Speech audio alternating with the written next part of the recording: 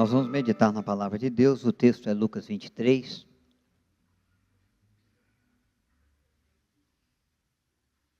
A partir do versículo 39, nós vamos ler até o versículo 43. Nós temos meditado no tema Encontros com Jesus. Hoje nós vamos falar de um encontro na última hora. No momento final da vida de um malfeitor, no momento final da vida terrena de Jesus Cristo. Senhor, Salvador misericordioso. Um encontro na última hora. Um dos malfeitores crucificados blasfemava contra ele, dizendo: não és tu o Cristo? Salva-te a ti mesmo e a nós também. Respondendo-lhe, porém, o outro repreendeu, dizendo: nem ao menos temes a Deus, estando sobre igual sentença? Nós, na verdade, com justiça, porque recebemos o castigo que os nossos atos merecem, mas este nenhum mal fez. E acrescentou: Jesus, lembra-te de mim quando vieres no teu reino.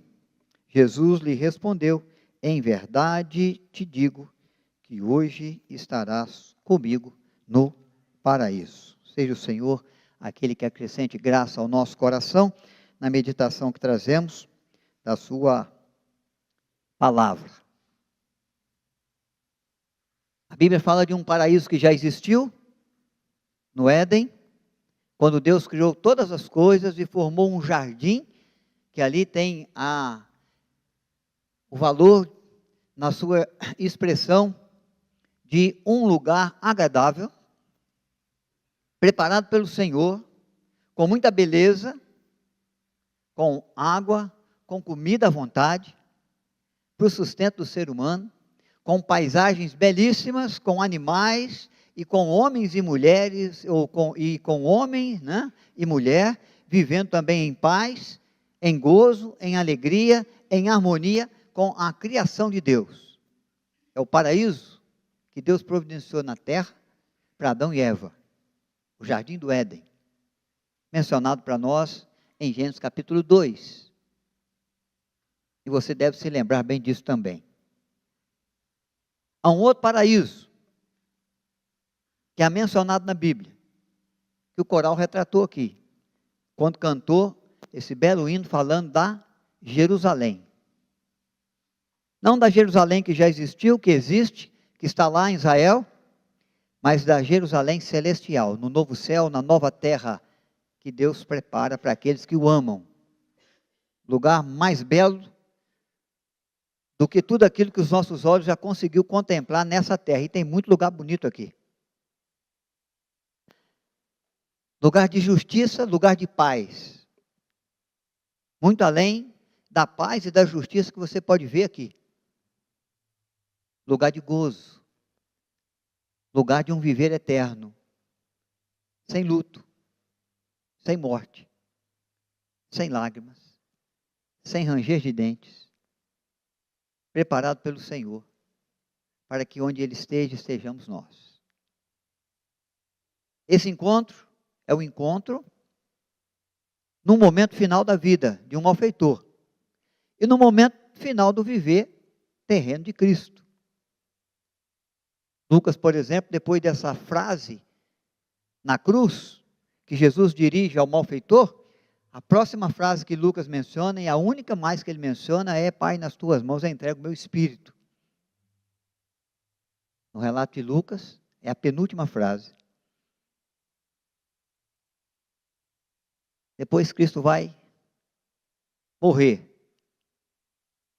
ser sepultado, descer ao poder da morte e vencer a morte, porque Deus o Pai o vai trazer dentre os mortos por seu poder, no cumprir das suas promessas.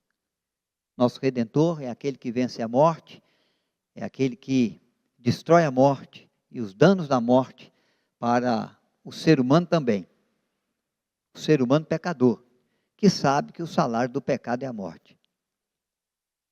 Então nós vamos caminhar um pouco dentro desse tema, sobre um encontro na última hora, mas nos lembrando daquilo que a palavra de Deus nos fala. Para alguns, o paraíso é um sonho, um lugar que a gente imagina, que a gente sonha viver um dia. Esse é o paraíso.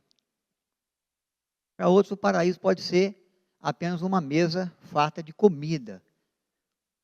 Quando a pessoa passa por um tempo de fome, de escassez de recursos, e encontra depois uma mesa farta, ele vai dizer: eu estou num paraíso. Se você vai num lugar que é bonito, que é bem cuidado, de uma natureza diferenciada, você diz: eu estou aqui no paraíso. Quando nós viajamos e vivemos a alegria de passar uns dias no Hotel Fazenda Moinho d'Água, nós falamos isso: nós estamos no paraíso, né, dona Maria Dalva? E sair de lá para cá é bem difícil, pela beleza, pela tranquilidade do lugar, né? E a Bíblia então fala do paraíso que viveu Adão e Eva, e do paraíso que nós vivemos e vamos viver de forma plena, intensa e completa com o Senhor Jesus. O Senhor que veio estabelecer um reino, cumprindo uma missão que o Pai lhe confiou. Um reino que não é deste mundo, um reino que é eterno, um reino de grandes benefícios, de grandes bênçãos ao ser humano, e especialmente àquele que crê. Eu quero então lembrá-los do paraíso que já existiu na Mesopotâmia, o Jardim do Éden, onde Deus colocou homem e mulher para viver com liberdade de relacionamento com Ele, onde Ele se apresentava todas as tardes para conversar, para promover comunhão, e de onde eles foram expulsos quando quebraram a aliança, tomando do fruto da árvore do conhecimento do bem e do mal, que estava no meio do jardim. De todas as árvores do jardim, do Éden, do paraíso, comerás livremente. Mas da árvore do conhecimento do bem e do mal, o dia que dela comeres, certamente morrerás. Um dia, Eva, Adão, tomaram do fruto e comeram, conheceram então o lado do mal, do pecado, da desobediência, da iniquidade e as consequências do pecado.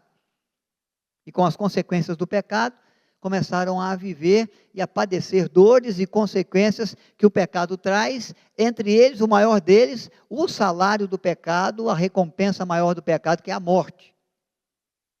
Seus dias começaram a ser contados, e apesar de ter vivido muitos anos, conforme a genealogia descrita em Gênesis 5, tiveram filhos e filhas, mas agora vai se descrever: Adão um dia morreu, viveu, formou família, morreu.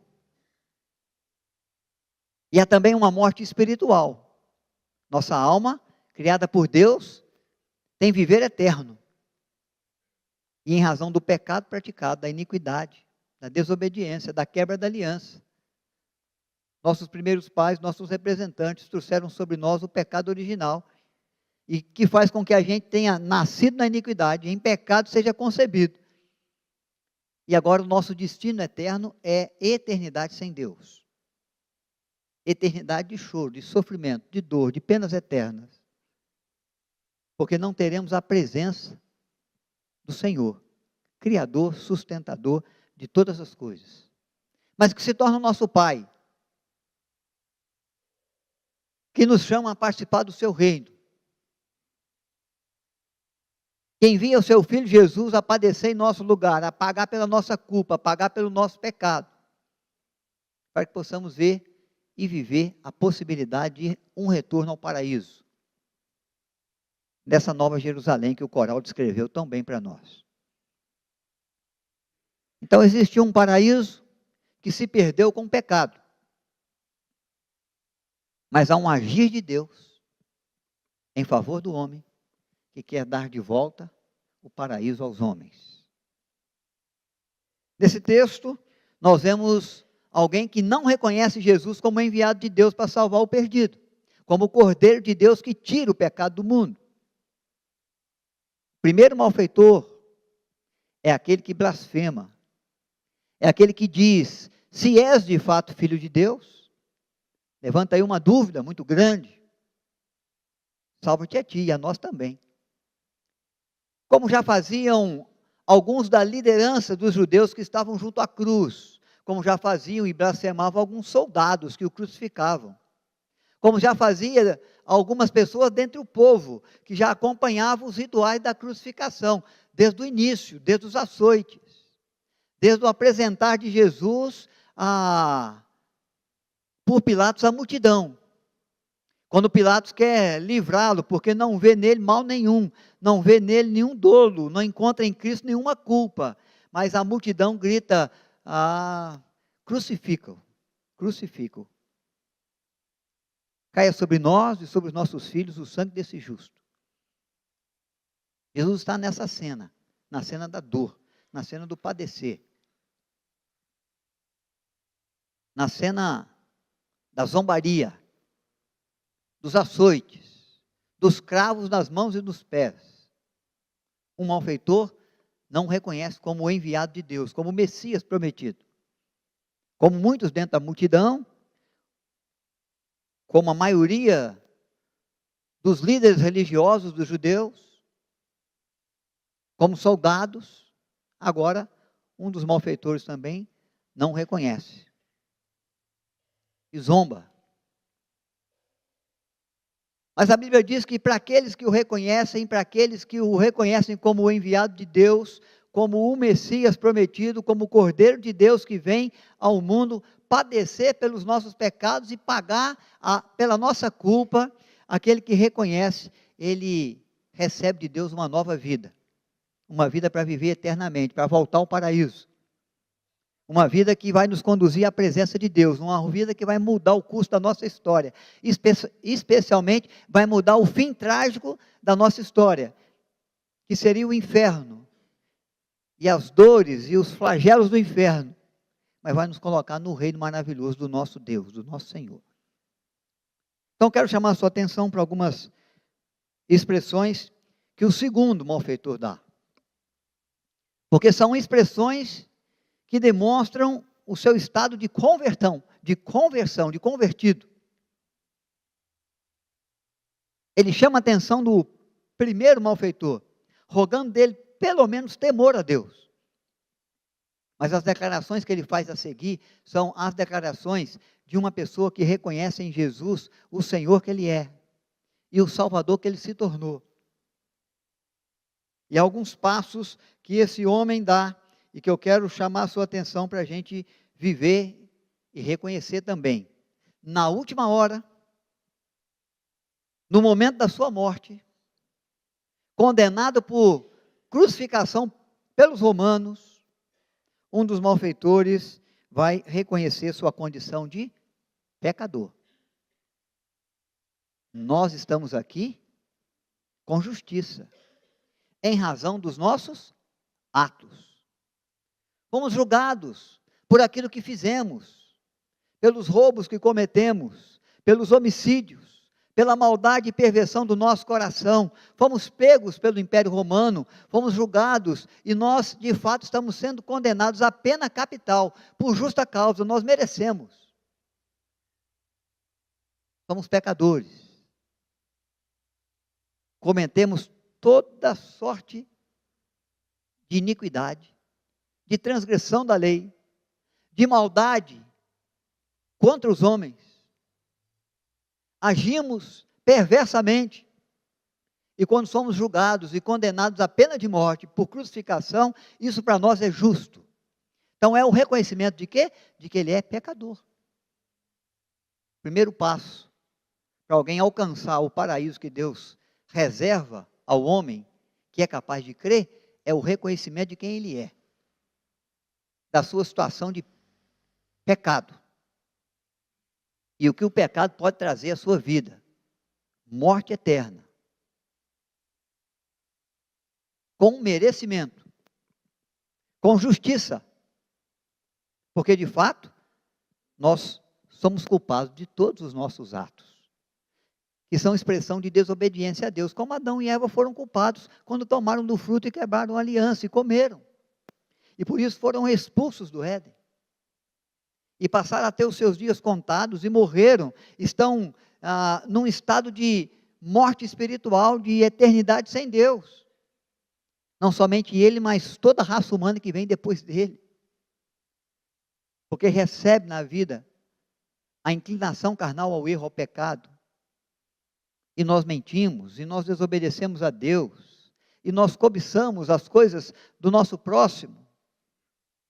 E nós trazemos no coração uma infinidade de sentimentos que Deus não se agrada. E nós erramos por pensamento, e nós erramos por intenção, e nós erramos e falhamos diante de Deus por omissão, porque o bem que às vezes podemos fazer, não fazemos e também estamos pecando.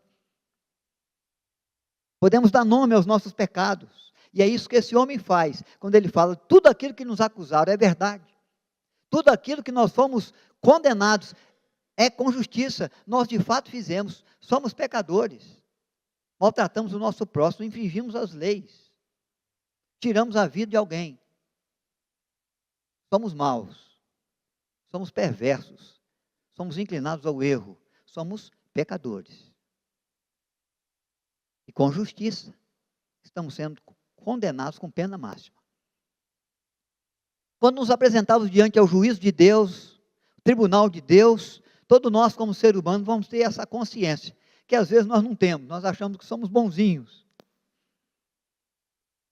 Nós achamos que temos boas práticas, e às vezes não temos essa consciência do quão pecadores somos, do quão falhos somos, mas somos falhos, e esse é o primeiro sentimento que vem na nossa mente, no nosso coração, quando a gente é colocado no caminho da graça de Deus, no caminho que nos leva ao paraíso,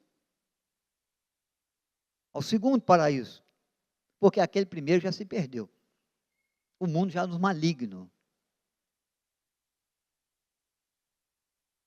E ele tem essa consciência, sou pecador, sou falho, sou merecedor de toda condenação, de toda a situação que se deu agora, culminando na minha morte, e morte de cruz. Não só eu não, você também, ele fala para o outro malfeitor, nós estamos aqui, todos nós estamos aqui, somos pecadores. É o primeiro reconhecimento que ele faz. Segundo reconhecimento, da pureza de Cristo. Ele nada fez. Nada fez que justificasse a sua morte, a sua condenação. O veredito que lhe foi dado por Pilatos. Aliás, Pilatos mesmo reconheceu como juiz, não vejo mal nesse justo. Já o açoitei bastante, já machuquei, já feri bastante, vamos liberá-lo, pessoal. Mas o clamor do povo segue, crucificam. Então é como se Jesus estivesse passando pelo sacerdote, como ovelha, para ser avaliada, se ele está pronto mesmo para o sacrifício, porque o sangue que purifica pecados é o sangue inocente, é o sangue puro, é o sangue que não traz defeito, no qual não tem mácula. E esse malfeitor, ele reconhece em Jesus o Santo de Deus, que vive entre os homens, que se assenta à mesa com eles, que os aconselha, que faz rituais de milagres e prodígios, que manifesta a luz de Deus entre os homens, que atende a mulher pecadora, que toca no leproso, que tem controle sobre a natureza, o vento e o mar, e obedecem. Os espíritos malignos são afugentados da sua presença e se submetem a ele. E vivendo nesse mundo envolvido por pecadores, diz o texto que ele, contudo, não pecou. Não transgrediu o querer do Pai, não transgrediu a vontade de Deus. Manteve-se puro e justo para poder dar a sua vida, verter o seu sangue inocente em favor dos pecadores. Esse homem reconhece a condição de Cristo, de puro, de que ele não merece o que ele recebeu, mas ele foi colocado nessa condição, por um querer maior, por um propósito maior. Pelo agir de um Deus que nos ama, que age em nosso favor, que vem ao nosso encontro a ponto de não poupar nem mesmo o seu filho, antes o entregar em favor de nós quando éramos ainda pecadores. Ele se entregou por nós. Ele o fez por amor às nossas almas. O Cordeiro sem defeito, o Cordeiro de Deus, que derrama o sangue inocente, o sangue puro, que tira o pecado do mundo e que purifica o coração do que crê. Outra atitude que este homem tem, então, em sequência, depois de reconhecer os seus pecados, reconhecer a justiça de Deus e a pureza de Cristo, e a inocência de Cristo numa condenação que ele não merecia, ele reconhece a condição de Jesus de Salvador, que estabelece um reino. Ora, no topo da cruz de Cristo há um dizer: esse é o Rei dos Judeus. Aquele malfeitor está lendo e entendendo um dizer maior. Não é o Rei dos Judeus. É o Rei de toda a terra. É o Rei de um reino que não se finda. Porque o reino desse mundo, ele se estabelece e é destruído. O Império Romano estava bem fortalecido, estava mandando e desmandando. Já havia assolado muitas terras e havia tomado como exílio muitas nações. Mas esse império onde está hoje? Já acabou. Foi tomado pelo Império Otomano. A última batalha foi com o Império Otomano, que também não está mais por aí. E outros que vieram, que também já não existe. Porque são reinos que se estabelecem, mas que são destruídos, que se fortalecem e que depois se tornam em coisa alguma. Mas esse malfeitor vê em Cristo e no seu propósito de estabelecer o reino de Deus, porque ele proclama isso. Está próximo o reino dos céus, o reino de Deus. E ele disse a Pilatos: meu reino não é deste mundo, porque o reino deste mundo, eles se corrompem. No reino deste mundo a justiça não é plena, há muita injustiça. No reino deste mundo há muita necessidade. Há muito necessitado. Há muitas ovelhas que não têm pastor. Mas no reino que eu estou estabelecendo, todos serão pastoreados pelo supremo pastor que eu sou. As minhas ovelhas conhecem a mim. Eu as tomo nas mãos. Ninguém as arrebata das minhas mãos. O reino do Pai é o reino eterno. O reino sem fim. O reino que circunstância deste mundo não consegue vencer, nem destruir, nem derrotar, nem trazer supremacia ou soberania sobre ele, porque ele está acima de todos os reinos da terra e de todos os reis. Naquele momento, esse malfeitor entende isso, ele compreende isso. Ele está estabelecendo um reino, de onde ele é Senhor, ele é o rei.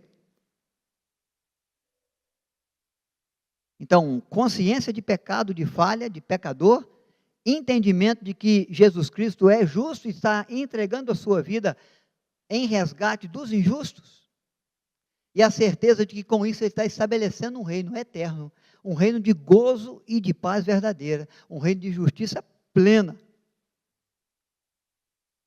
um reino que não terá fim,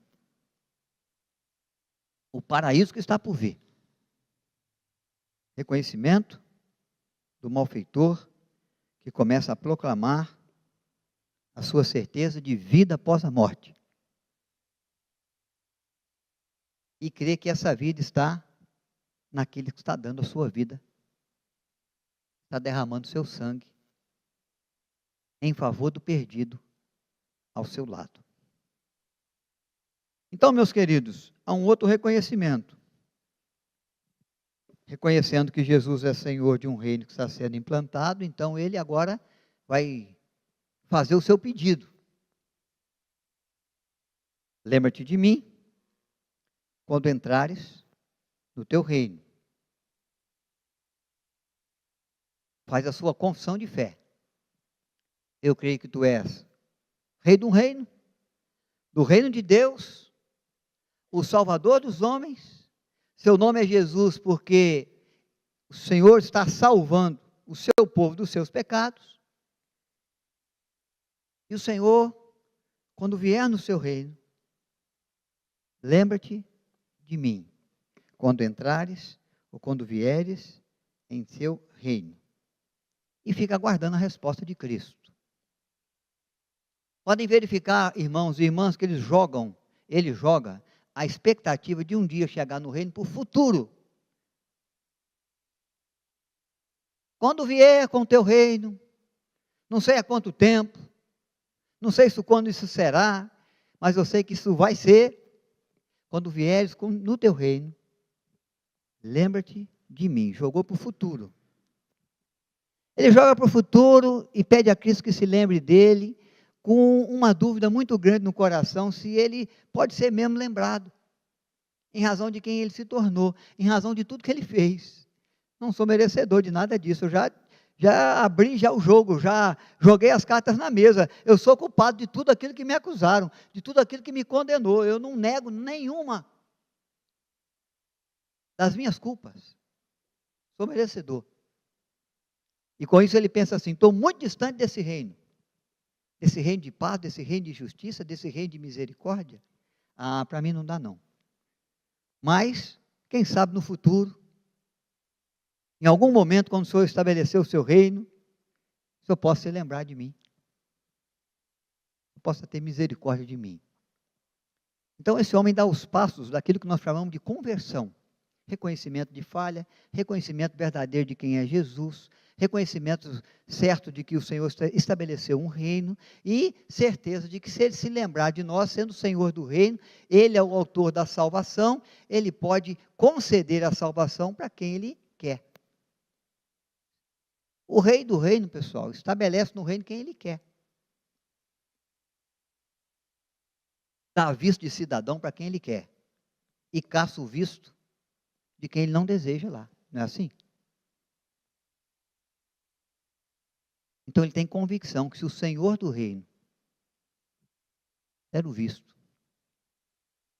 assinado com seu próprio sangue, o sangue inocente, que purifica de todo pecado, ele pode ser um cidadão dos céus, apesar de ter cometido tantos pecados, tanta iniquidade. Lembra-te de mim, quando entrares no teu reino, porque se eu estiver lá, se eu viver essa graça, se eu viver essa bênção, só pode ser por sua misericórdia, por seu perdão, por seu favor, por sua graça, me concedendo algo que eu não mereço. Então, para ele, parece estar muito distante. Pede pensando no futuro. Imagine esse reino muito longínquo daquilo que ele pode um dia chegar, a um grau muito grande de incerteza para o seu coração, se isso vai acontecer para ele. Mas ele recebe uma resposta no fim da vida, uma resposta muito extraordinária de Jesus neste encontro de última hora. Há uma resposta de Cristo no verso 43, o último que eu li. Disse-lhe, Jesus lhe respondeu, em verdade te digo, que hoje estarás comigo no paraíso. Hoje estarás comigo no paraíso. Jesus disse, você não precisa esperar um futuro. Você não precisa aguardar um tempo distante. Você não precisa nem mesmo esperar que eu pense se vai ter possibilidade de você entrar algum dia, em algum momento, que eu me lembrar de você lá. Eu já estou me lembrando hoje. Você já está pertencendo ao reino hoje, a partir de agora. A graça e a misericórdia que você pede já vai te assistir hoje. Você pode se considerar um cidadão desse reino. Você pode se considerar perdoado. A garantia, eu te dou. E não é aquelas garantias que a gente vê aí, da garantia sou eu. Não. Aqui quem dá garantia é o Senhor do reino. É aquele que pode dar. É aquele que pode garantir. É aquele que pagou o preço. É aquele que deu a vida. É aquele que verteu o sangue puro. É aquele que sabe e já declarou para os seus discípulos. Eu vou para junto do Pai, mas tenham certeza, vou preparar-vos lugar, para que onde eu esteja, estejais vós também. É aquele que havia declarado aos discípulos: nem olhos viram, nem ouvidos ouviram, nem jamais penetrou o coração humano, que o nosso Deus, o nosso Pai, tem preparado para aqueles que o amam. Já tinham falado de algumas belezas dos céus, de algumas certezas do reino eterno, do reino de Deus, porque Ele veio para nos tirar das trevas para a sua maravilhosa luz. Jesus, Senhor do reino, é que garante. Só Ele pode garantir. Não há salvação em nenhum outro, senão em Cristo.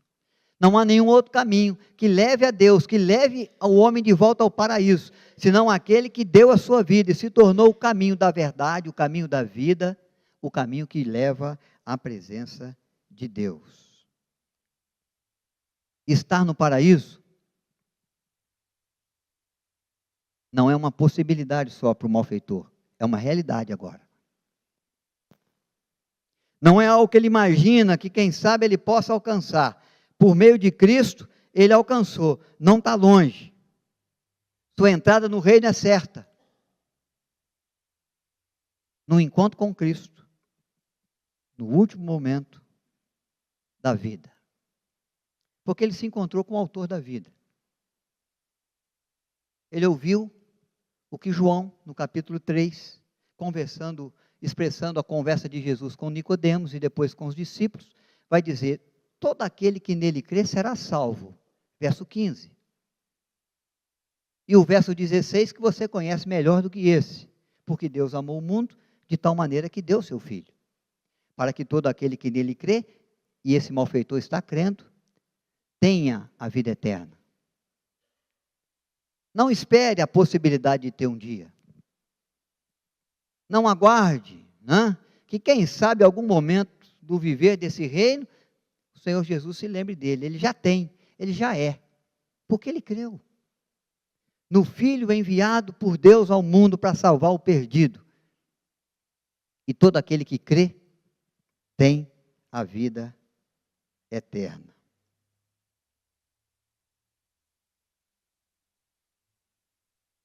O hoje de Cristo diz ao que pede que ele não precisa esperar. Seu pedido já está sendo atendido. A graça de Deus já se manifesta.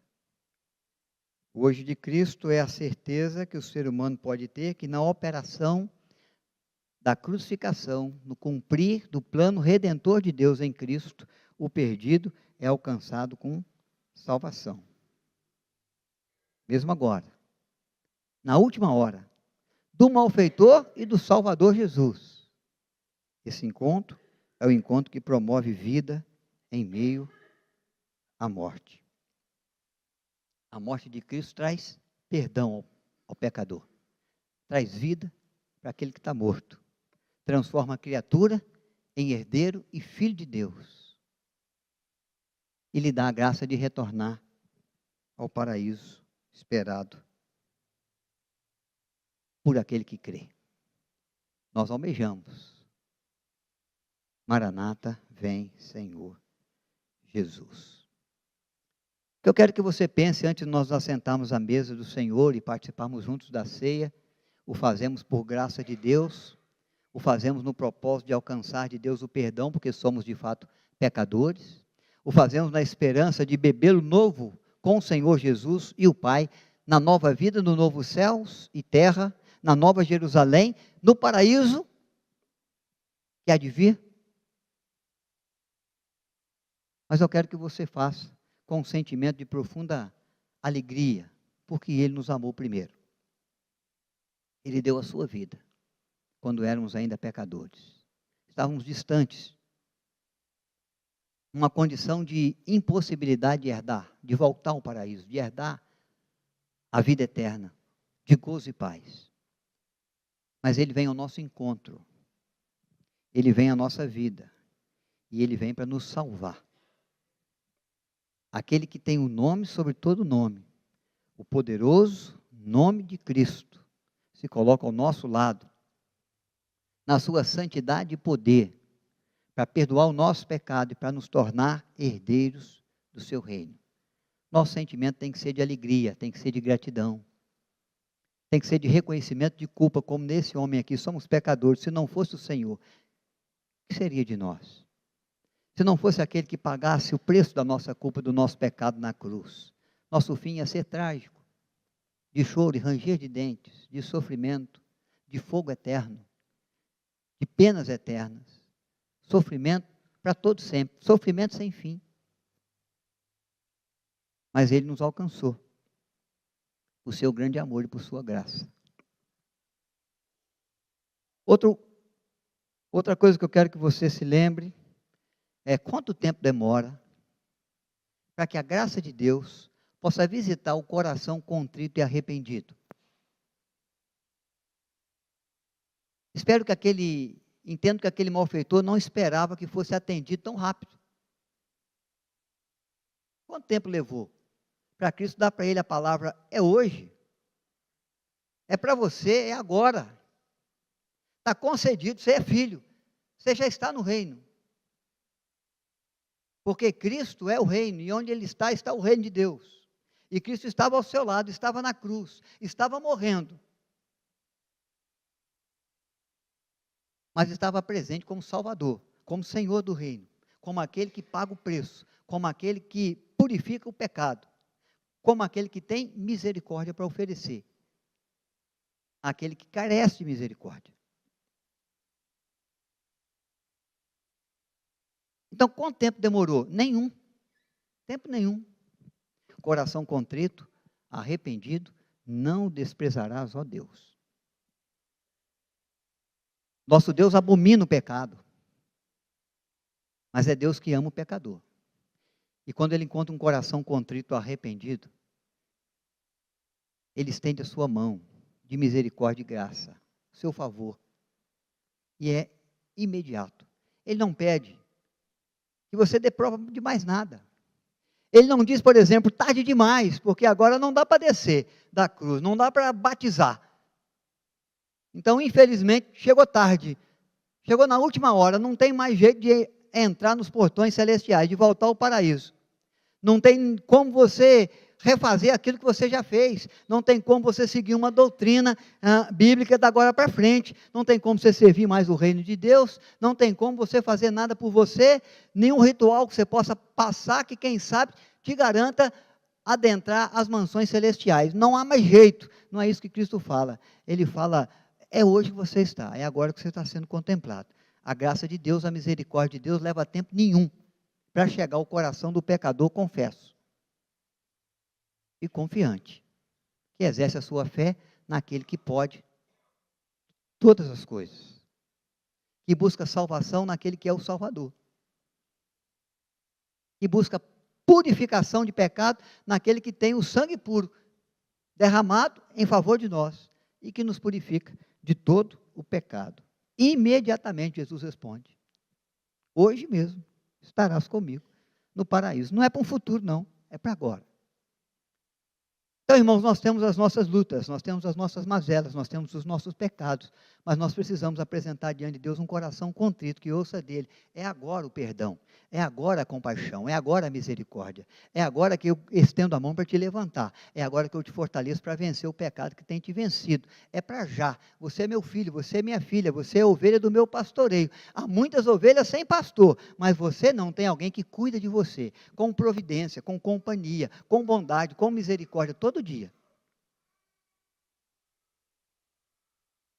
É um Deus que contempla o nosso coração, a nossa tristeza, a nossa dor, a nossa luta, os nossos desafios, aquilo que tem mexido com a gente, aquilo que tem feito tremer as nossas pernas, aquilo que tem trazido interrogações à nossa mente, aquilo que tem gerado incerteza no nosso íntimo, insegurança, aquilo que nos tem feito temer, aquilo que tem roubado a nossa noite de sono, aquilo que tem sido o motivo da nossa maior preocupação, do nosso maior desespero.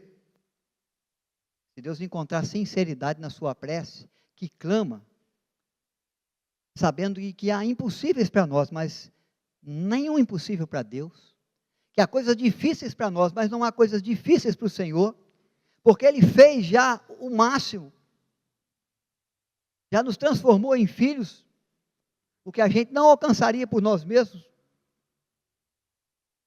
já nos deu a possibilidade de voltar ao paraíso, por graça e bondade que Ele tem,